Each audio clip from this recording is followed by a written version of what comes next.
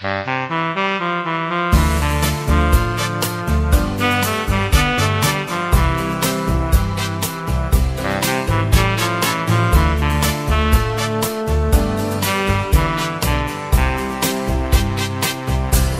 wtedy kwit wiśniowy sad, gdyśmy biegali pośród drzew i płatki sypał na nas wiśni kwiat.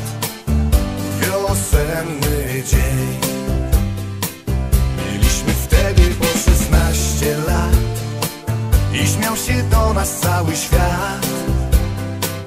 Pocałowałaś mnie przez wiśni kwiat. Wiosenny dzień. Gałąź różowej wiśni, co kwitła w twoim sadzie, objęła gałąź wiśni, co kwitła w mym ogrodzie. I kwiaty jak w bukiecie tuliły się do siebie, szeptały coś w sekrecie tobie i mnie. Ośmielił nas wiśniowy stary sad, przed blaskiem słońca skrył nas w cień.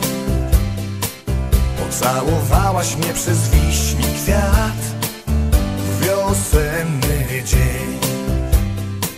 A gdyśmy stali pośród starych drzew, w głębi niewinnych naszych serc śpiewały kwiaty wiśni swoją